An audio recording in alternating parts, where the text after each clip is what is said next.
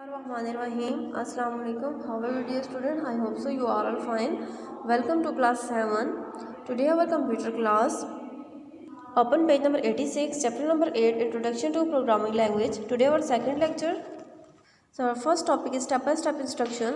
Programmer write program by breaking down an activity into a sequence of the step that make it easier for computer to follow them. It is easier for us to read and understand step-by-step instruction.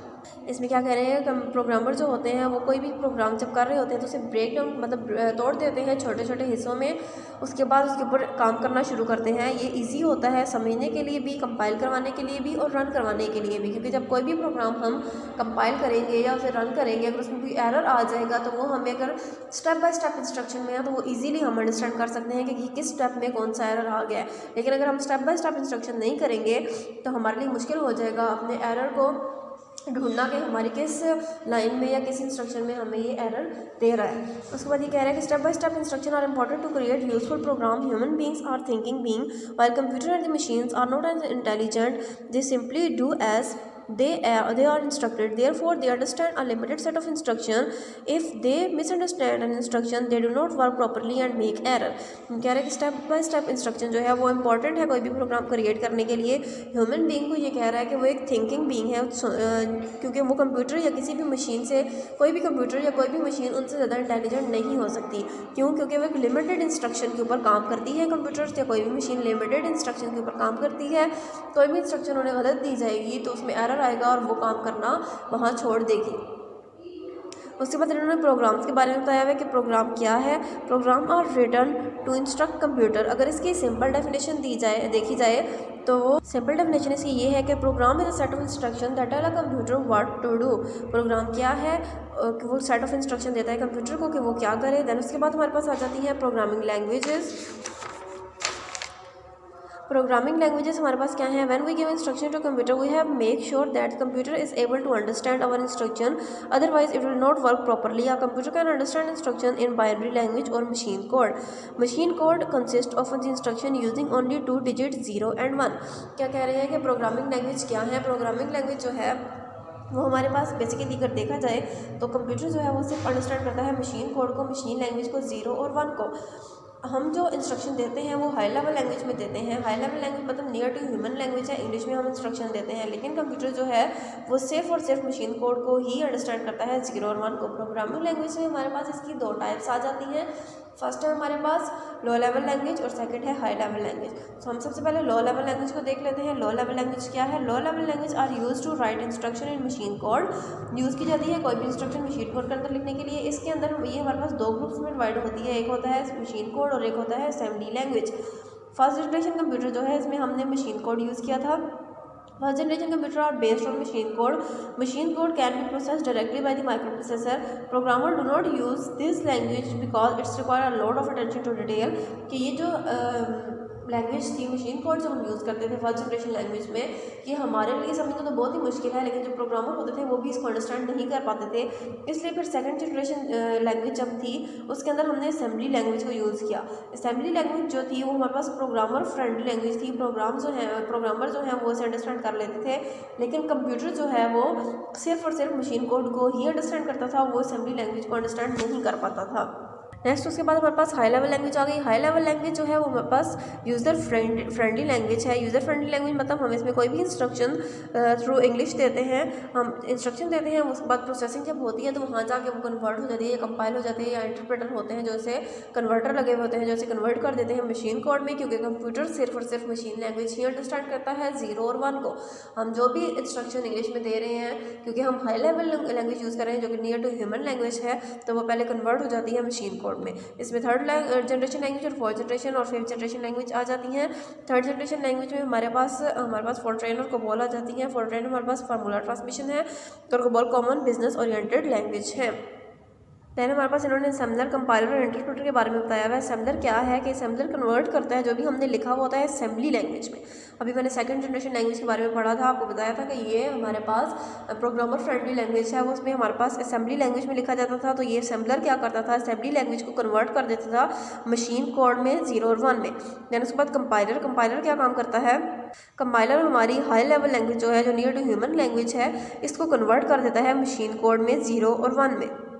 उसके बाद हमारे पास basic आ जाती हैं। ये क्या है, BASIC stand for beginners all purpose specific instruction code. It was developed during 1960s में ये डेवलप हुई थी। It easy to learn language for new user. It use common English word and has a simple syntax. इसका एक simple सेंटेक्स है जिसकी वजह से यूज़ किया जाता है। Because of it BASIC widely use in education, children's and thought programming through BASIC. There are several versions of BASIC. GWO BASIC is the most popular one. तो हम ऑलरेडी इस चैप्टर की रीडिंग कर चुके थे। अब हम इसकी एक्सरसाइज देख लेते हैं कि इसकी एक्सरसाइज में क्या है हमारे पास। Open page number 94। First question हमारे पास, fill in the blanks. A computer understand instruction in dash code, machine code. Second generation language are dash friendly language, programmer friendly language. Fox Pro is a dash generation language, fourth generation language. A program translated into machine code is executed by dash interpreter. High level language or user friendly language. Next हमारे पास है, choose the correct option. State whether the following statements are true or false. First है, Fortran and COBOL the high level language. True. Basic stand for beginner all purpose symbolic instruction computation. False. High level languages enable the computer to work faster. False. Assembly. An assembler translates assembly language into machine code. True. The earliest programming language were used to run steam engine. False. Low level languages are user friendly language. False. Fifth generation languages are used to write program based on artificial intelligence. True. उसके बाद हमारे पास है, state the correct option for each question. First हमारे पास है, which digits make up binary language 0, 1 and 0. Which of these is an early form of a computer program, punch card. Which of these is not a high level language, machine language. What does Fortran stand for, formula translations. Next fifth में हमारे पास fifth generation आ जाएगा। उसके बाद हमारे पास है, answer the following question. First question है, what is importance of step by step instruction in program solving. तो हम इसकी एक्सरसाइज देख लेते हैं। सो फर्स्ट का आंसर है हमारे पास, step by step instruction make it easier for computer to follow them. It is also easier for us to read and understand instruction, step by step instruction. Step by step instructions are important to create useful program. Human beings and thinking beings, while computer and the machines are not as intelligent, they simply do as they are instructed. Therefore, they understand a limited set of instruction. If they misunderstand as the instruction, they do not work properly and make error. Second है हमारे पास, second question का A part, what is a program. A program is a set of instruction that tell a computer what to do. Next है, what is programming language. When we give instruction to a computer, we have to make sure that computer is able to understand our instruction, otherwise it will not work properly. A computer can understand instruction in binary language or machine code. Machine code consists of instruction using 2 digits 0 and 1. There are two types. These are the types of programming language: low level language and high level language. Next question है हमारे पास, what is difference between machine language and assembly language. Machine language, a type of language in which instructions are written in binary form, is called machine language. Machine language is difficult to understand and writing program in machine language take a lot of time. उसके बाद assembly language आ जाती है. Assembly language is a low level language. It is one step higher than machine language. In assembly language symbols are use instead of binary code. Assembly language is easier to understand and use as compared to machine language. Program written in assembly language are easy to modify. Next, identify two third generation language. Third generation language are created during in 1950s. They were user friendly language because they use English word. Fortran stands for formula translation. It was developed for writing program to be used for scientific word and calculation. Nowadays, Fortran is used by the engine, weather, further forecasting and scientists.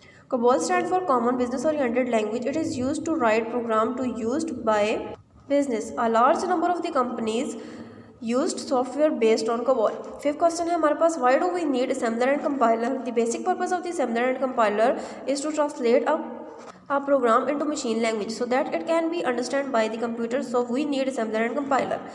Next six question का answer है, BASIC stand for beginner all purpose symbols instruction code. It was created in the late 1960. It was used mainly by the student to use computer for solving simple problem it is easy to understand, it is widely use for education purpose. Next हमारा E में first question है benefit higher generation language की। High level language are easy to learn, high level language are near to human language, translator is required, program in high level language are slow in execution, program in high level language are easy to modify and deep knowledge of hardware is not required to write program. आपने ये सारा काम अच्छे तरीके से करना है क्योंकि इसके 50% मार्क्स आपके फाइनल टर्म में इंक्लूड हैं। आई होप सो आपको समझ आ गई होगी। So best of luck dear student, खुदा हाफिज़।